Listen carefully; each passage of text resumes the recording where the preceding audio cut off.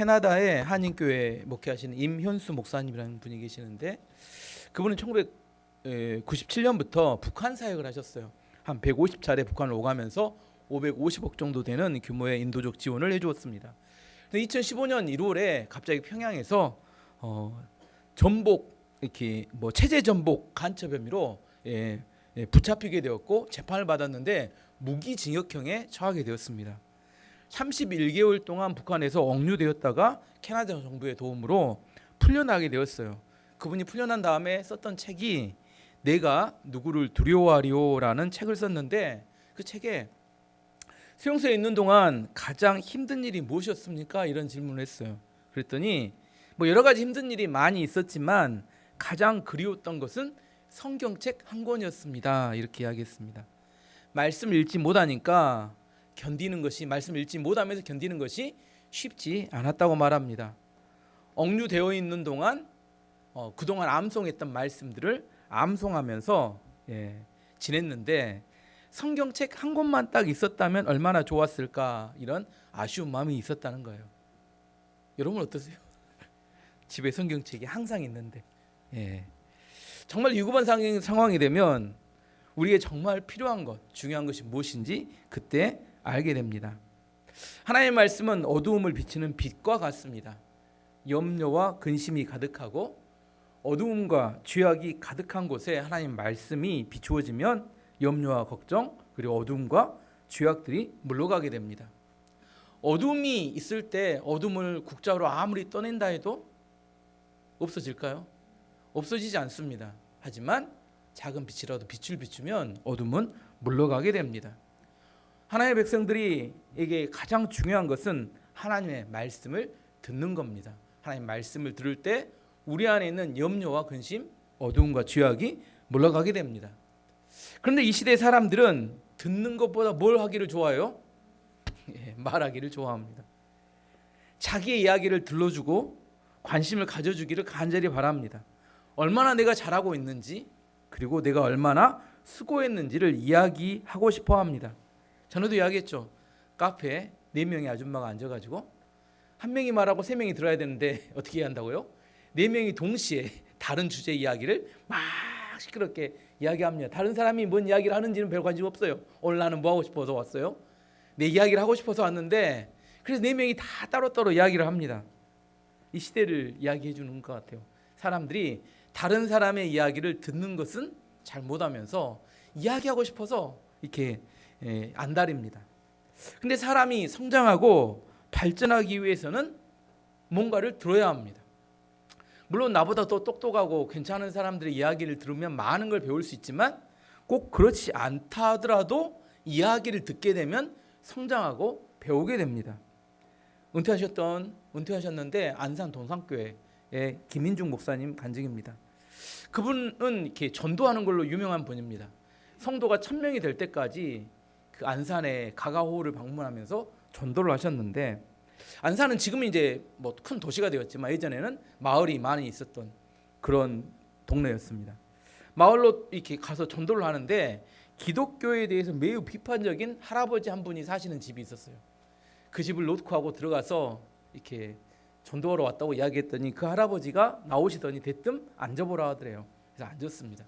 앉았더니 그 할아버지가 2시간 동안 그 동네 주변에 있는 교회들의 안 좋은 이야기, 험담과 욕은 다 하시더래요. 한 2시간 하시고 나더니 끝났는가 했더니 그 다음에 2시간 동안 이제 그 교회에 다니는 교회를 섬기는 목사님들 욕을 하더래요. 목사님들의 험담과 4시간 동안 그분이 교회와 목사님들에 대해 험담하는 이야기를 4시간 동안 듣고 차마 복음도 못 전하고 그냥 듣고만 그 집을 나왔다고 합니다.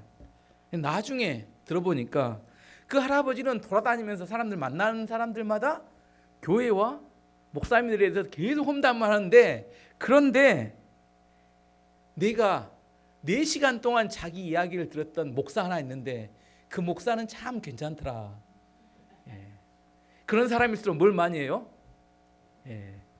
돌아다니면서 스피커, 동네 스피커죠. 막 이야기하고 돌아다니는데 그 할아버지가 마지막에 그 목사는 괜찮더라 하니까 자연스럽게 그 목사님에 대한 홍보 전도는 안 했는데 그 사람 그 목사 그 할아버지가 자기 교회하고 자기 그 목사님을 막 돌아다니며 홍보해 주는 그런 역할을 하시더라는 거예요. 내가 복음을 전하지 않더라도 듣는 것만으로도 능력이 된다는 겁니다. 로마서 10장 17절 말씀 보면 그러므로 믿음은 들음에서 나며 들음은 그리스도의 말씀으로 말미암느니라. 믿음이 어떻게 하면 생깁니까? 하나님의 말씀을 들을 때 생깁니다. 신앙생활 하면서 믿음이 안 생겨서 고민인 분들은 꾸준히 성경을 읽고 하나님의 말씀 설교를 들으면 믿음이 생깁니다. 계시록 2장 11절 말씀 보시면 귀 있는 자는 성령이 교회들에게 하시는 말씀을 들을지어다. 이기는 자는 둘째 사망의 해를 받지 아니하리라. 어떤 사람은? 뭐가 있는 사람은? 귀 있는 사람은. 이게 육체적 귀를 이야기하는 걸까요? 그게 아니겠죠. 영적인 귀를 말합니다. 귀가 있는 사람은. 귀가 있는 사람은 성령께서 교회에 하시는 이야기를 들어야 한다 이렇게 말합니다. 듣는 자는 둘째 사망. 둘째 사망은 지옥을 이야기합니다. 지옥의 해를 받지 않을 것이다 이렇게 이야기합니다. 누가 지옥에 갈까요? 뭐하지 못한 사람이 지옥에 가요? 들을 귀가 없는 사람이 지옥에 간다. 성경은 그렇게 이야기합니다. 열왕기상 3장에 보면 솔로몬이 많은 형제들 중에서 다윗의 선택을 받아 이스라엘의 왕이 됩니다. 너무나 감사했던 솔로몬은 하나님께 가서 1000번째의 제사로 자기 마음의 감사를 표현했어요.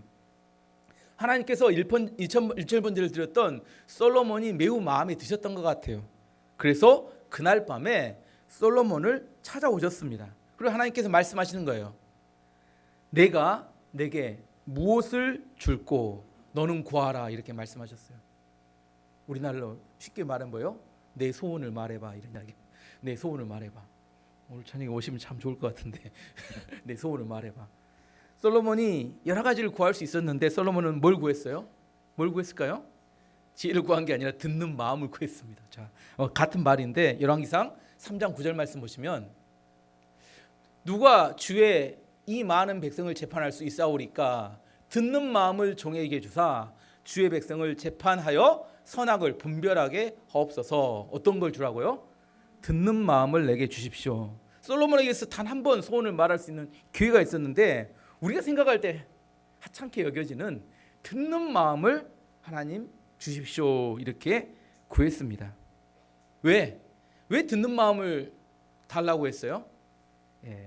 하나님께서 맡기신 이 백성들이 송사를 가지고 자기에게 찾아올 때 잘 재판할 수 있는 그런 지혜로운 마음, 듣는 마음, 이 지혜로운 마음, 그런 마음이 있어서 이 백성을 잘 다스리기를 원합니다. 그렇게 고백한 겁니다. 하나님께서 이 솔로몬의 이 듣는 마음을 구하는 마음이 매우 마음에 드셨습니다. 그래서 하나님께서 이렇게 축복해 주십니다. 열왕기상 3장 10절에 13절까지 말씀 보시면 솔로몬이 이것을 구하매 그 말씀이 주의 마음에 든지라. 이에 하나님이 그에게 이르시되 내가 이것을 구하도다.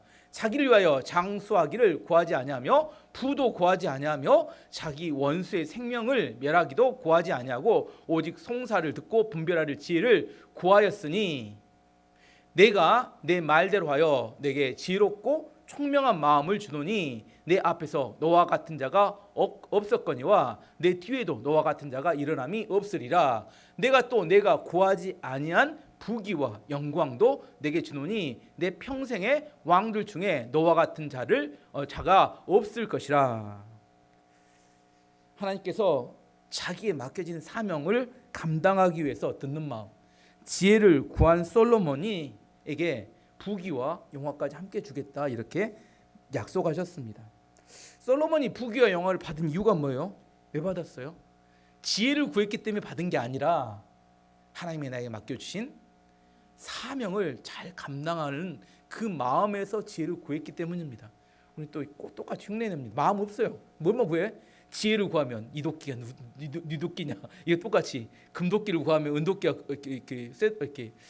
쇠도끼를 구하면 은도끼와 금도끼를 같이 주는 그런 식으로 동화처럼 우리가 지혜를 구하면 하나님께 부귀와 영화도 줄 거다 이렇게 생각하지만 사실은 그 근본 마음이 중요합니다. 하나님이 나에게 맡기신 이 백성을 내가 잘 송사를 들어서 잘 다스리기를 원합니다. 내가 사명을 감당하기를 원합니다. 이렇게 원하는 그 마음에서 지혜를 구했기 때문에 하나님께 그 마음에 들어하셨고 거기에 하나님께서 부귀와 영화까지 함께 덤으로 주신 겁니다. 듣는 마음, 분별하는 지혜를 구하는 것, 이게 매우 중요한 지혜고 능력이라는 겁니다. 이 하나님이 기뻐하시는 겁니다. 우리 안에 하나님이 뭘 원하시는지 이걸 먼저 깨달아야 하면, 올해 약속의 말씀 중에 로마서 12장 2절 말씀 보시면 너희는 이 세대를 본받지 말고 오직 마음을 새롭게 함으로 변화를 받아 하나님의 선하시고 기뻐하시고 온전하신 뜻이 무엇인지 분별하도록 하라. 하나님의 뜻을 분별해야 하나님께 기도를 올바로 할 거 아니에요. 내가 하나님이 뭘 원하시는지를 알아야 그걸 구할 텐데 잘 모르니까 뭘 구해요? 엉뚱한 것을 구하게 되니까 하나님하고 뭐가 안 맞아요? 코드가 안 맞네. 코드가 맞아야 되는데 하나님이 기뻐하시는 게 뭔지, 온전한 뜻이 뭔지를 알고 그걸 구하면 하나님께서 솔로몬처럼 부귀와 영화도 함께 주실 텐데 우리는 뭐에 사로잡혀서? 내 감정과 생각에 사로잡혀서 내가 원하는 것만 집중하게 되니까 하나님이 원하시는 뜻이 무엇인지 잘 모르더라는 겁니다. 오늘 본문으로 돌아가서 사무엘이 살았던 시대는 안타깝게도 하나님께서 사람들에게 말씀하지 않았던 시대였습니다. 사무엘상 3장 1절 말씀 보시면 어린 사무엘은 엘리 밑에서 여호와를 섬겼습니다. 그때에는 여호와께서 사람들에게 직접 말씀하시는 일이 거의 없었습니다. 그리고 사람들이 환상을 보는 일도 거의 없었습니다. 왜 하나님께서 사람들에게 말씀하지 않으셨을까요? 사람들이 하나님의 말씀에 관심이 별로 없고 그들의 마음에 뭐만 가득해요? 욕심과 탐심, 죄악이 가득했기 때문에 그들에게 하나님께서 말해도 그것을 받아들일 만한 준비가 되지 않았던 겁니다. 죄는, 우리 마음에 있는 죄는 하나님과 우리 사이를 단절시키는 역할을 합니다. 이사야 59장 1절 2절 말씀 보시면 여호와의 손이 짧아 구원하지 못하심도 아니요 귀가 둔하여 듣지 못하심도 아니라 오직 너희 죄악이 너희와 너희 하나님 사이를 갈라놓았고 너희 죄가 그의 얼굴을 가리어서 너희에게서 듣지 않으시게 함이니라. 뭐가? 죄가 너희 사이와 우리 사이, 하나님과 우리 사이를 갈라놓아서 너희가 아무리 기도해도 그것이 나에게 들리지 않았다. 이렇게 하나님이 말씀하십니다. 사사시대는 오랫동안 하나님께서 침묵하셨어요. 말씀하지 않으셨습니다. 왜? 그들의 죄악이 그들의 마음을 사로잡고 그들이 하나님의 말씀에 대해서 들을 만한 준비가 되지 않았기 때문입니다. 그런데 하나님께서 갑자기 이야기할 의욕이 생기셨어요. 누굴 보더니? 어린 사무엘을 보더니 내가 사무엘하고 이야기를 하고 싶으셨던 것 같아요. 그래서 하나님께서 대할 만한 상대를 찾으신 것 같아요. 그래서 하나님께서 어린 사무엘을 잠을 자려고 하는데 사무엘을 찾아오셨습니다. 그리고 그의 이름을 불렀어요. 사무엘아, 사무엘아. 어제 설교를 들어보시면 다 나오는데 사무엘아, 사무엘아 불렀습니다. 근데 어린 사무엘은 하나님의 음성을 한 번도 들어보지 못했어요. 그래서 하나님이 불렀을 거라고 전혀 생각하지 못합니다. 그래서 누구에게 쫓아가요? 엘리 대제사장이 쫓아가서 뭐라고 해요? 저를 부르셨습니까? 이렇게 물어봐요. 엘리 대제사장도 답답한 이야기죠. 부르지도 않았는데 갑자기 쫓아와서 저를 부르셨습니까? 하니까 뭐라고요? 돌아가서 잠이나 자라. 이걸 몇 번 해요? 3번 왔다 갔다 합니다. 근데 3번째 왔을 때 엘리 대제사장이 뭘 생각해요? 아하, 이게 사람이 부른 게 아니구나. 하나님께서 지금 사무엘을 부르시고 있구나. 이걸 깨닫게 됩니다. 그래서 사무엘에게 이야기합니다. 또다시 내 이름을 부르는 소리가 들리면 그때는 이렇게 대답해라. 여호와여 말씀하십시오. 저는 주님의 종입니다. 제가 듣겠습니다. 자, 뭐라고요? 여호와여 말씀하십시오. 저는 주님의 종입니다. 제가 듣겠습니다. 지금 엘리가 사무엘에게 알려준 이 태도는 매우 중요한 태도입니다. 우리가 하나님 말씀을 들을 때 어떤 태도로 들어야 되는지에 대한 중요한 힌트를 줍니다. 사무엘은 자기 이름이 다시 4번째 불러질 때 하나님 앞에 이렇게 가르쳐준 데도 그대로 반응합니다. 10절 말씀 보시면 여호와께서 그곳에 서 계셨습니다. 여호와께서는 그 전처럼 사무엘아 사무엘아 하고 부르셨습니다. 사무엘이 대답했습니다. 여호와여 말씀하십시오. 저는 주님의 종입니다. 제가 듣겠습니다. 저는 우리 교회 모든 성도님들이 하나님 말씀을 들을 때 이런 태도로 듣기를 원합니다. 하나님 우리를 사랑하세요. 근데 하나님 우리를 사랑하신다고 생각하니까 마음대로 대해도 된다고 착각하는 수도 있습니다. 하지만 그렇지는 않다는 겁니다. 우리가 하나님을 대할 때 하나님 앞에 이런 태도로 대하는 것이 맞습니다.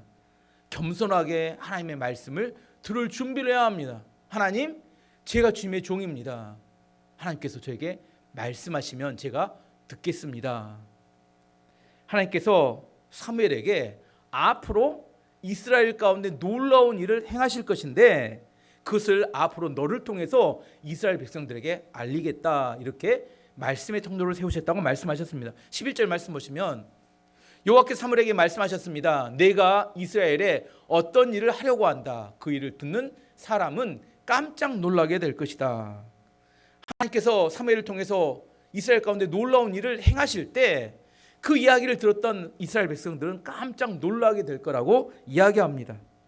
자, 이제 묵상을 해보면 어린 사무엘이 하나님께서 갑자기 뜬금없이 찾아오셔서 너를 통해서 앞으로 놀라운 일을 행할 것을 알리는 말씀의 통로로 삼겠다, 이렇게 말씀하셨을 때 사무엘은 어떤 생각이 들었을까요? 어떤 생각이 들었을까요? 제가 생각을 해봤는데, 하나님, 저는 대제사장 엘리도 아니고 지금 제사장 역할을 하고 있는 홈리와 비냐스도 아니고 이스라엘 안에는 기라성 같은 성경학자들도 많이 있는데 왜 어린 아무것도 아닌 저를 선택하셨습니까? 이렇게 하지 않았을까 생각해 보면 왜 하나님 접니까? 대부분 하나님을 만난 사람들의 첫 번째 반응은 그런 겁니다. 내가 너를 통해서 일을 하겠다, 이렇게 말씀하면 사람들은 대부분 왜 하나님 접니까? 저는 아무것도 아닌데. 시편 8편을 보면 다윗이 동일하게 하나님께 이렇게 고백합니다. 시편 8편 4절 말씀 보시면 사람이 모시기에, 사람은 다윗을 말합니다. 다윗이 사람이 모시기에 주께서 그를 생각하시며 인자가 모시기에 주께서 그를 돌보시나이까. 하나님, 제가 누구라고 하나님께서 저를 생각하시고 고려하시고 하나님 제가 무엇이라고 저를 이스라엘 왕으로 인도하셔서 세우시는 겁니까? 아무리 봐도 내가 선한 것이 없고 아무것도 아닌데 왜 저에게 그런 은혜를 주십니까? 이렇게 고백합니다. 모세도 하나님께서 찾아오셔서 내가 너를 통하여 이스라엘 백성을 구원하겠다, 이렇게 말씀하셨을 때 모세가 하나님께 말합니다. 주님, 보낼 만한 사람을 보내십시오. 출애굽기 4장 12절 13절 말씀 보시면 이제 가라, 내가 내 입과 함께 있어서 할 말을 가르치리라. 모세가 이르되 주여 보낼 만한 자를 보내소서. 저 같은 사람이 어떻게 그런 크고 위대한 일을 할 수 있겠습니까? 이렇게 이야기를 했습니다. 대부분 하나님의 말씀을 듣거나 하나님의 말씀을 깨달은 사람들의 반응이 그렇습니다. 저 같은 사람이 어떻게 그런 일을 감당할 수 있겠습니까? 근데 사무엘은 하나님 앞에서 아무런 대꾸를 하지 않습니다. 앞으로 발생할 엄청난 일들, 아마 다윗 왕국의 새로운 이렇게 부흥과 그 사위 왕국의 새로운 역사에 대한 그런 일들 너를 통해서 하겠다고 했는, 너를 통해서 하나님께서 말씀하시겠다고 했지만 사무엘은 아무런 저항도 아무런 거절도 하지 않았습니다. 왜 그랬을까요? 왜 아무런 저항도 아무도 거절도 하지 않았을까? 사무엘은 자기 인생과 삶에 대해서 붙잡을 만한 것이 아무것도 없었습니다. 지금 자기가 원해 살아가는 게 아무것도 없어요. 누구 때문에 지금 성막에 가 있어요? 엄마가 기도해가지고 성막에 가 있어. 지금 내가 원해서 사는 것도 아니야. 그냥 받아들였을 뿐이야. 또 레디 세장이 부르니까 부른다고 가봤는데 또 이야기했더니 하나님 갑자기 뜬금없이 너를 통해서 이스라엘에게 일어날 놀라운 일의 말씀의 통로를 삼겠다는 거야. 이걸 받아들여마도 의지가 없어요. 내가 그걸 선택하지 않느냐, 이거 중요하지 않아요. 뭐가 중요해요? 뭐 대꾸할 것도 없어요. 꼭 이 장면에서 느끼는 생각이 이런 겁니다. 모세의 어머니 요게벳이 모세가 낳은 지 석 달 만에 갈대 상자에다 모세를 집어넣잖아요. 그리고 어디에 또 보내요? 나일강에 보냅니다. 나일강 위에 떠가는 갈대 상자는 언제 뒤집어져 가지고 모세가 죽을지 모릅니다. 뭐 그때와 똑같은 것 같아요. 사무엘은 자기의 의지와 자기의 생각으로 살아가는 게 아무것도 없어요. 내가 이걸 해야 되겠다, 내가 이걸 해야겠다, 이런 생각이 있는 게 아니라 그냥 뭐예요? 하나님께서 말씀하시면 그냥 그 말씀을 받아들이는 것밖에 할 수 있는 게 없었습니다. 그런데 이걸 뭐라고요? 이게 축복된 마음이자 네 가지 밭 중에 좋은 밭을 의미합니다. 그 안에는 가시도 없고 돌도 없고 굳은 마음도 없습니다. 하나님께서 말씀하시면 그 말씀을 수정하거나 변경하지 않아요. 우리는 그렇습니다. 하나님께서 이렇게 말씀하시면 거기에 뭐예요? 내가 불편한 건 좀 빼고 또 이쪽에 좀 부족한 내가 원하는 거 좀 붙여가지고 이렇게 잘 다듬어요. 이렇게 안 다듬으면 좋은데 우리는 뭐예요? 잘 다듬어가지고 하나님이 나에게 이렇게 말씀하셨어, 이렇게 이야기해요. 이게 문제라니까요. 하나님 말씀하신 그대로를 내 안에 받아들이고 인정하면 좋은데 우리는 뭐예요? 자꾸 수정을 해. 그래서 그걸 뭐예요? 내가 원하는 모습으로 이것이 하나님의 뜻이라고 막 수정을 해버리니까 하나님께서 역사하기가 매우 곤란하시니, 내가 했던 이야기가 아닌데 지가 마음대로 만들어내니까 하나님 뜻이 무엇이냐? 하나님 말씀하신 그대로 온전하고 순전한 마음으로 내가 그것을 받아들여야 30배, 60배, 100배의 열매를 맺을 것 같은데 그걸 수정하게 되니까 어렵다는 거예요. 근데 사무엘은 전혀 그런 수정할 의사도 없고 수정할 능력도 안 되고 온전히 하나님 말씀하시니까 그 말씀을 받아들입니다. 그렇게 받아들이니까 나타난 결과가 19절에서 21절까지 나옵니다. 사무엘은 점점 자라났습니다. 여호와께서 사무엘과 함께 하셨고 사무엘에게 말한 것을 다 이루어 주셨습니다. 단에서 브엘세바에 이르는 모든 이스라엘 사람들은 사무엘이 여호와의 애언자라는 것을 알았습니다. 여호와께서는 실로에서 다시 사무엘에게 나타나셔서 말씀을 통해 여호와의 뜻을 알려주셨습니다. 이게 온전히 하나님 말씀을 받아들인 결과였습니다. 하나님은 사무엘과 함께 하셨습니다. 하나님 믿는 성도들의 가장 큰 축복은 하나님이 우리와 함께 하신다는 거예요. 하나님께서 사무엘에게 말씀하신 것은 말이 땅에 떨어지지 않게 모두 다 이루어 주셨습니다. 무슨 말이냐면 사무엘의 말에 권위를 주셨다는 겁니다. 그가 말을 하면 그대로 이루어지기 때문에 사람들이 누구의 말을 귀담아 들어요? 사무엘의 이야기를 흘려드리면 안 돼요. 왜냐하면 그는 말하면 그 말이 이 땅에 하나님 이루어지게 하시기 때문입니다. 세 번째, 모든 이스라엘 백성들은 사무엘이 하나님 보내신 애언자라는 사실을 다 인정해 주었습니다. 지도자는 사람이 세우는 게 아닙니다. 하나님의 말씀을 듣고 하나님의 말씀을 전하는 것을 통해서 지도자가 세워지는 겁니다. 누가 지도자냐? 누가 지도자예요? 하나님의 음성을 듣고 전하는 사람이 지도자입니다.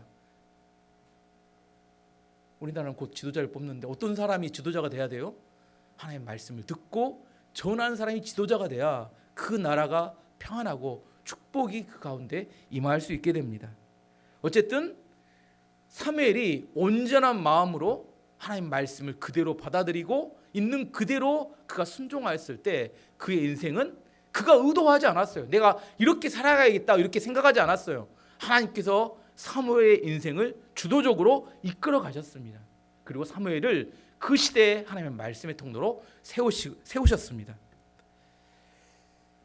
하나님께서 그날 밤에 사무엘에게 뭘 말씀하셨어요? 앞으로 이스라엘 가운데 무슨 일을 행하실지 이야기했는데 근데 그 이야기 안에 뭐까지 포함되어 있냐면 대제사장 엘리의 가문의 심판까지 다 포함되어 있었습니다. 12절 14절까지 말씀 보시면 그날에 내가 엘리와 그의 집안에게 말했던 일을 다 이룰 것이다. 하나도 빠짐없이 이룰 것이다. 엘리는 자기 아들들이 나쁘다는 것을 알았다. 또 자기의 아들들이 나를 배반한 것도 알았다. 그러나 엘리는 그들을 말리지 않았다. 그래서 나는 엘리의 가족을 영원히 벌주겠다고 말했다. 14절 그래서 나는 엘리의 가족에게 이렇게 맹세했다. 엘리 가족의 죄는 재물이나 애물로도 절대로 용서받지 못할 것이다. 엘리 대제사장이 자기 아들들이 범죄했다는 사실을 알고 있었으면 하지만 그들을 막지 않았습니다. 하나님께서 그래서 엘리의 가문을 심판하겠다 이렇게 말씀하시는 겁니다. 근데 어린 사무엘이 그 이야기를 들었을 때 얼마나 충격이었겠어요. 얼마나 두렵겠습니다. 얼마나 두렵겠습니까? 이거 하나님께 말씀 들으면 누구에게 보고해야 돼요? 대제사장에 보고해야 되는데 이걸 어떻게 보고해? 두려웠습니다. 또 사무엘이 하나님의 말씀을 듣는 것을 엘리가 알고 있었어요? 몰랐어요? 엘리가 알려준 거잖아요. 어떻게 해야 들을 수 있다는 것을 알고 있었습니다. 15절 말씀 보시면 사무엘은 아침까지 누워있다가 여호와의 집 문을 열었습니다. 사무엘은 자기가 본 환상을 엘리에게 말하기가 두려웠습니다. 사무엘이 주저주고 하고 있는 사이에 누가 먼저 불렀어요? 엘리 대제사장이 사무엘을 부릅니다. 어제 하나님께서 무슨 이야기를 하셨는지 다 이야기해라 이렇게 말합니다. 엘리 대제사장은 아마도 하나님께서 자기 아들들에 대해서 이야기했을 거라고 짐작했던 것 같아요. 왜냐하면 자기 아들들의 죄가 도를 많이 넘었다는 것을 알고 있었기 때문입니다. 사무엘은 말하기 두렵죠. 사무엘을 협박합니다. 대제사장도 협박을 해요. 어떻게 협박한지 16절 17절 봐보면 엘리가 사무엘을 불렀습니다. 내 아들아, 내 아들 사무엘아. 사무엘이 대답했습니다. 예, 제가 여기 있습니다. 엘리가 물었습니다. 여호와께서 너에게 무슨 말씀을 하셨느냐? 숨기지 말고 말하여라. 하나님께서 말씀하신 것을 조금이라도 숨기면 하나님이 내게 큰 벌을 내리실 것이다. 어린 사무엘이 이야기를 듣고 어떻게 해요? 쫄죠 이렇게. 근데도 말하는 것은 쉽지 않았을 겁니다. 하지만 어린 사무엘이 하나님께 들었던 그 이야기 그대로를 엘리에게 다 전달해 줍니다. 하나님의 말씀을 듣는다는 거 이거 좋은 것 같잖아요. 하지만 이건 상당히 어려운 일입니다. 하나님께서 앞으로 하실 일을 알았어요. 하나님께서 우리에게 먼저 말씀해 주시는 이유는 뭘까요? 다른 사람의 하나님의 말씀을 전달해서 대비하고 준비할 수 있도록 하는 의미가 있습니다. 근데 말씀을 듣는 그대로를 전하면 들었던 사람들의 마음이 상할 수 있습니다. 그래서 우리는 어떻게 만들기 원해요? 잘 포장해서 성형수술을 해가지고 어떻게 해요? 상대가 듣기 좋게 전달하고 싶은 유혹이 있습니다. 마치 고장난 녹음기처럼 복을 받을 것이다, 잘 될 것이다 이런 이야기를 하고 싶어집니다. 하나님께서 엘리에 관한 이야기를 전달하게 사무엘에게 알려주신 이유는 이것이 첫 번째 테스트입니다. 하나님 말씀을 전달하는 사람에게 있어서 중요한 것은 자기가 들었던 그대로를 백성들에게 전달하는 것이 중요한 사명입니다. 내가 다 포장하고 내가 걸러서 빼고 전달할 것을 나눠버리면 그것은 백성들이 들어야 할 이야기를 제대로 전달하지 못하게 되는 겁니다. 하나님께서 나를 선택해서 말씀의 통로로 삼으셨다면 백성들이 들어야 되고 반드시 알아야 될 것들을 가감하지 않고 내 안에서 정리하지 않고 그대로 전달할 수 있어야 합니다. 사무엘은 무사히 그 테스트를 통과하게 됩니다. 18절 말씀 보시면 그래서 사무엘은 엘리에게 모든 것을 말해 주었습니다. 사무엘은 조금도 숨기지 않았습니다. 그러자 엘리가 말하였습니다. 그분은 여호와시다. 여호와께서는 스스로 생각하셔서 어려운 대로 하실 것이다. 사무엘은 무사히 이 첫 번째 테스트를 통과했습니다. 자기가 들었던 말씀을 그대로 다 전달했습니다. 그런데 문제는 누구냐면 엘리 대제사장입니다. 하나님께서 뭐 하신 거예요? 너의 가문을 심판하겠다고 하나님께서 말씀하셨습니다.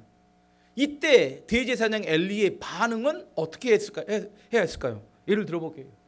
하나님께서 여러분의 가족들을 중에 심판하셔서 모든 남자를 가정 안의 모든 남자 한 날에 다 죽이겠다 이렇게 말씀하셨으면 여러분 어떻게 반응해야 될까요? 저 같으면 하나님께 나가서 죄를 고백하고 살려달라고 간절히 기도했을 것 같습니다. 근데 엘리는 하나님의 심판의 메시지 앞에 쿨하게 반응합니다. 뭐라고요? 그분은 여호와시다. 여호와께 스스로 생각하셔서 옳은 대로 하실 것이다. 뭔가 멋있는 말 같잖아요. 남의 집 이야기하는 것 같은 이야기입니다. 하나님 옳으신 분이야. 하나님 말한 대로 다 이루어질 거야. 이렇게 이야기했는데 괜찮은 척 합니다. 왜 이런 반응을 보였을까요? 이게 이런 반응을 보일 만한 그런 일인가요? 남의 이야기는 그렇게 할 수 있지만 우리 집에 있는 모든 남자들이 한날에 죽을 거라는 하나님 심판의 메시지가 주어졌는데 하나님 그렇게 어르신이니까 알아서 판단하셔서 그렇게 행하실 거예요 이렇게 말하는 것은 어떤 마음이냐면 속마음을 읽어보면 이렇습니다. 지금까지 죄를 지었어도 괜찮았는데 설마 하나님께서 그런 일까지 하시겠어? 지금까지 죄를 지었어도 봐주셨는데 또 어떻게 되겠지. 그러니까 뭐라고 하는 거예요? 겉으로 멋있게 표현해서 그렇게 그럴싸한 이야기를 하는 겁니다. 마치 소돔과 고모라에 하나님이 불심판을 내린다고 이야기했을 때 사람들이 농담처럼 여긴 것과 똑같습니다. 노아의 홍수 심판 때 120년 동안 산꼭대기에 배를 지으면서 사람들에게 곧 홍수로 세상을 심판한다고 이야기했을 때 그 사람들이 노아를 향해 미친 사람이라고 그들이 조롱하고 비웃었던 거하고 똑같습니다. 하나님의 경고의 메시지를 듣지만 듣는다고 대비하는 건 아닙니다. 사람들이 그 경고의 메시지를 무시하고 우습게 여기기 때문에 어떻게 해요? 엘리 대제사장처럼 이렇게 뭔가 그럴싸하게 포장해서 이야기합니다. 우리에게 중요한 것은 듣는 귀가 있어야 합니다.